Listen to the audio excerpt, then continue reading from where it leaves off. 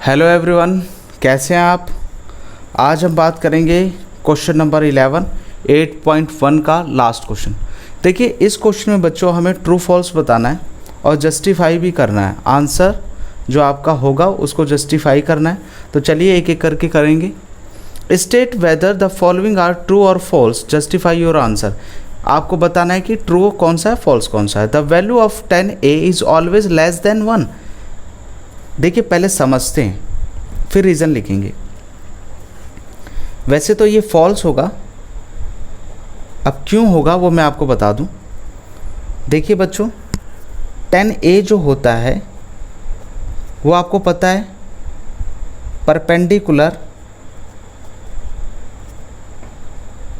Upon में base होता है। और किसी भी ट्राइंगल में बच्चों, अगर किसी भी ट्राइंगल की हम बात करें, यानी राइट ट्राइंगल है, तो आपको पता है कि परपेंडिकुलर और बेस बराबर हो सकते हैं, या परपेंडिकुलर बड़ा हो सकता है बेस। हाइपोटेन्यूज, ये जो आपका कर्ण है वो तो बड़ा ही होगा, हाइपोटेन्यूज जो है वो तो बड़ा ही होता है, लेकिन ये भी बड़ा हो सकता है, ये भी बड़ा हो सकता है, या फिर बराबर हो सकते हैं। तो बच्चों ये बोल रहा है ऑलवेज लेस देन 1, नहीं ना। कई बार P तो B से बड़ा हो सकता है ना, P तो B से बड़ा हो सकता है, या बराबर हो सकता है, या फिर लेस देन भी हो सकता है। तो जब ये बड़ा होगा तो क्या वैल्यू 1 से फालतू नहीं हो जाएगी। अगर मैं इसको 4 मानूँ और इसको 3 मानूँ और 4 और 3 को डिवाइड करेंगे तो क्या 1 से ज़्यादा नहीं हो जाएगा, हो सकता है। तो यहाँ पे हम लिखेंगे फॉल्स 10a, यानी फॉल्स है ये। 10a परपेंडिकुलर बेस होता है और परपेंडिकुलर, सही से लिखते हैं, परपेंडिकुलर में be greater than base. Base से क्या हो सकता है, बड़ा हो सकता है, ग्रेटर देन बेस। ठीक है जी। देन तो क्या हो जाएगा, देन 10a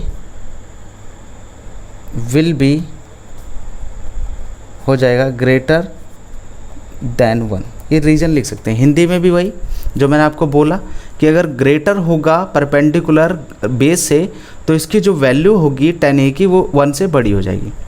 चलिए दूसरा रीज़न सेम इसी तरीके से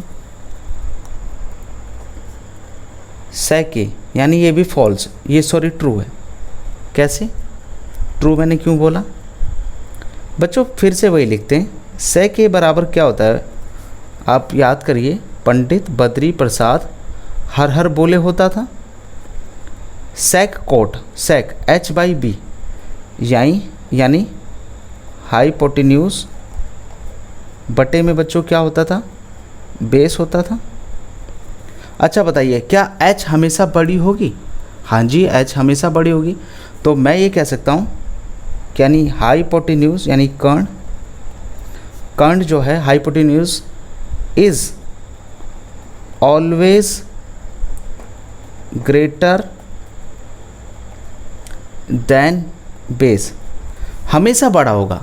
तो इसकी वैल्यू क्यों नहीं पॉसिबल है 12/5। अगर ये बोलता कि 4/5 यानी 4/5, ये ऊपर वाली वैल्यू छोटी नहीं हो सकती, क्योंकि हाइपोटेन्यूज तो हर हालत में बड़ा होगा। तो बच्चों हिंदी वाले जो हैं वो लिखेंगे सत्य है, क्योंकि जो कर्ण है हमेशा बड़ा होता है आधार से और परपेंडिकुलर से भी बड़ा होता है। ठीक है जी। तीसरा बताइए, तीसरे में देखिए क्या बोल रहा है। cos a is the abbreviation, short form है क्या, यूज फॉर द कॉस्केंट। अरे बच्चों, cos जो होता था वो कॉस्केंट, ये जो दे रखा है कॉस्केंट का शॉर्ट होता था कॉसेक, ना कि, ये तो फॉल्स होगा ना, ठीक है, ना कि ये किसका होता था, कॉस्केंट का जो शॉर्ट होता था वो होता था आपका कॉसेक। ठीक है जी। तो ये cos a इसका शॉर्ट नहीं है, तो आप लिख देंगे is not abbreviation for cos, ये abbreviation not used for the cosecant of angle a। चौथा रे बताइए, cot a is the product of, cot a is the product of cot and A, अरे बच्चों कॉट ए है, ये theta को represent करता है, ना कि ये मल्टीप्लाई में। क्या कॉट इंटू में ए होता है? नहीं। तो आप लिख देंगे is not the product of cot A. Cot A is use for cotangent of angle A. जो कॉट है वो कोटेंजेंट का एब्रिविएशन है। Sine theta 4/3। अच्छा बताओ साइन थीटा के लिए क्या यूज़ होता है? साइन थीटा जो होता है वो क्या होता है? P/H होता है।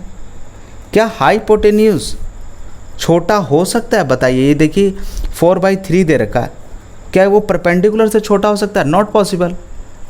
तो आपको वही, जैसे आपने ये रीज़न लिखा था इसी तरीके से लिखना है कि हमेशा hypotenuse is always greater than the perpendicular and also base, so it is not possible that perpendicular is greater than hypotenuse. इस तरीके से आप रीज़न दे सकते हैं। तो बच्चों आज के लिए बस इतना ही, ठीक है। ये फॉल्स था, ये भी फॉल्स और ये भी फॉल्स। आज के लिए बस इतना ही, मिलते हैं नेक्स्ट वीडियो में, तब तक के लिए बाय बाय।